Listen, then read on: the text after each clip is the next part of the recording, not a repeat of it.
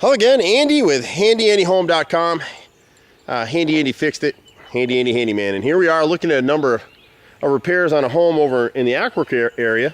And this is a home that was rebuilt from the ground up about 20 years ago. So you'll see a bunch of things here that just weren't done right. And this homeowner now is having to come back and redo a bunch of this stuff. So we'll run through it. You'll see a bunch of things on this house. First thing we'll start with is the gutter guard system that's been installed here. One of the things they don't tell you about this type of gutter system, first off, there's no system out here that's 100%. We sell one called Diamondback that we've tested for the last few years. We're happy with it. It still needs to be cleaned off once a year, but it does a pretty good job. This system will do the job as long as, and they don't tell you this, you got to clean that edge, and you'll see it throughout this house, and you've seen a bunch of our videos with this. We've had customers complain about this stuff for years. The salesmen don't tell you that this edge right here, and you'll see it, see that the curved edge right in here as you run down that line? You'll see a closer shot on the other side of the house. So you actually need to come through and clean this edge once a year. If you don't do it, the gutters aren't working, debris goes in the gutter, water falls to the front. It's just what happens with these systems. To get all these cool bay windows and high ceilings, you got to create a roof system like this. So you'll see there's this little piece of gutter right here.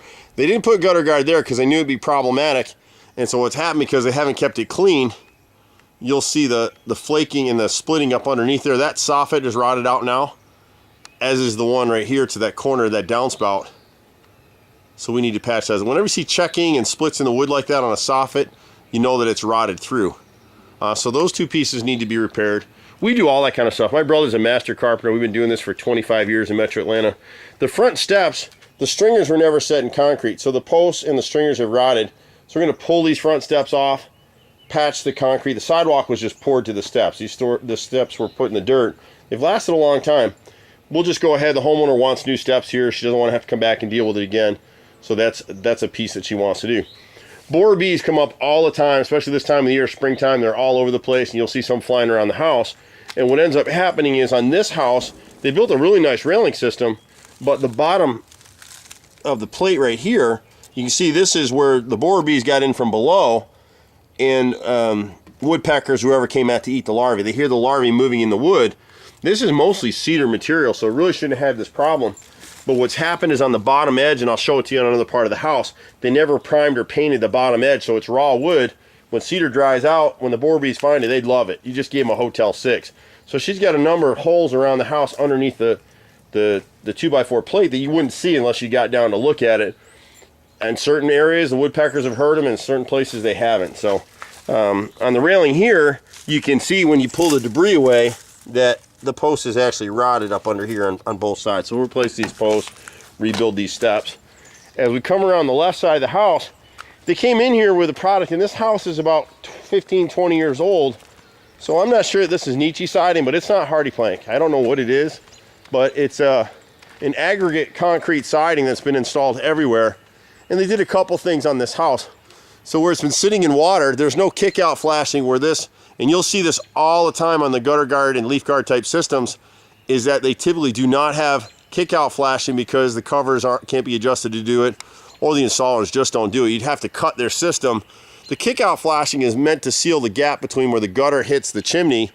So you'd have flashing be cut into the siding and sealed at the siding, and cut into the gutter itself to keep that water from coming through. What's happening on this chimney is because so much water comes through that area, they're actually getting some of it inside the house now. And part of that is probably because this gutter is clogged inside because this edge hasn't been cleared. So I can't explain to you how it happens, but debris gets into the gutter on this particular system, water sheds to the front. Whenever you see all that streaking that you see on the bottom of the gutter and stuff, you know you're in trouble there. So when we replace siding on either side of this chimney, the corner boards on both sides of this thing need to be ripped and replaced with just normal trim. Most of the siding is fine, but the bottom of this plate, this cap, see how they cut? They pieced in and they put a piece of flashing around. This is all hardy plank or hardy type material. You can see from sitting in water, it's starting to split and swell. It's pretty rare. You can see the staining in here, all these coffee-like stains or water that's getting inside. So what we'll do here is extend the corner boards down, get rid of this piece, extend the siding down the way it should traditionally be done.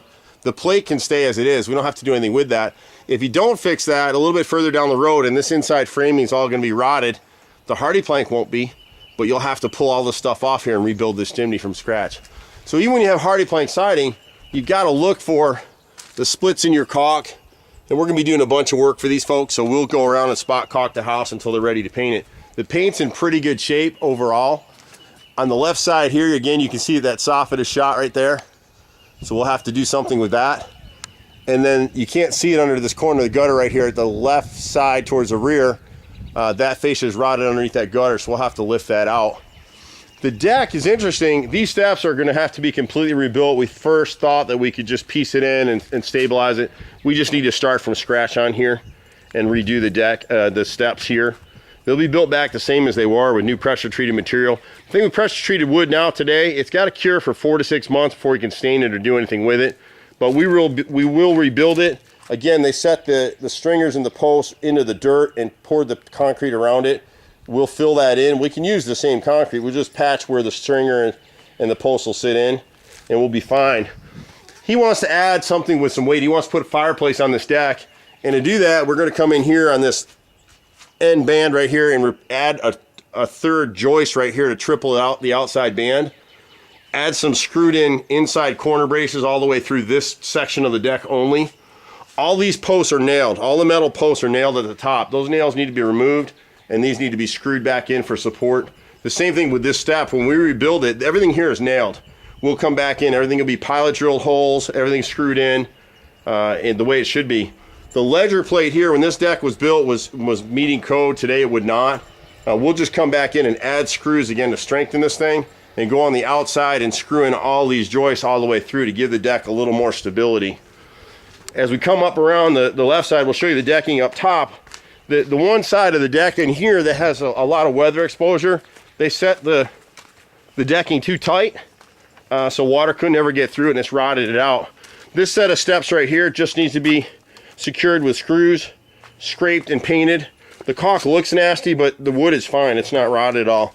In fact, somewhere in here, let me show you. See, here's our friend the boar bee right here. See him? He's flying around out there. Watch where he's going to go. And the reason he's doing this is when you look up under here, see the bottom edge? It's raw wood. And you can actually see where he's been before is right over here. And hopefully he's not going to sting my butt. See the fresh sawdust right here? He's trying to get back to his hole right there where he's going to be laying his larvae again. So they come back time and again. You see these kind of shavings on your deck? That's from the boar bees. And they get in there. We got a video online. They'll actually go in there and channel tunnels, 5, 6, 7, 8 tunnels in that bottom piece of wood, lay all their larvae, and then when the woodpeckers come, they hear them and they start pecking away to get them. We'll go through the deck real fast here. We're going to replace the top rail 2x4 all the way around. We're going to piece in the bottom 2x6s where they're rotted here. So we'll place this whole board. This decking through this section of the porch right here, see how tight it is together? Never should have been installed that way. I don't understand why it got done this way, because it shrunk just fine over here. So it almost looks like to me that they recycled part of this from the previous structure. I'm not sure how that was, but I have no other explanation. See the nice gaps through here? Why we don't have that over here, I don't know. So all of this section in here will be replaced. We'll piece in a bottom of this section right here. You can see where it's rotted here by these chases. But the top rail all the way around, and then the bottom 2x6 plate underneath it that's holding up the rail, only in this section right here we need to replace. And then we get to the landing over here. This landing will be replaced as well right here with new material. We'll replace the cap here. This one section of 2x6 here is gone. And again, we'll replace the top 2x4 all the way around. So you just need to remember it's going to have to sit for about 4 to 6 months before you can stain it or paint it, whatever you want to do with it. And then we'll take you up through this side over here. You see the gutter section a little bit closer.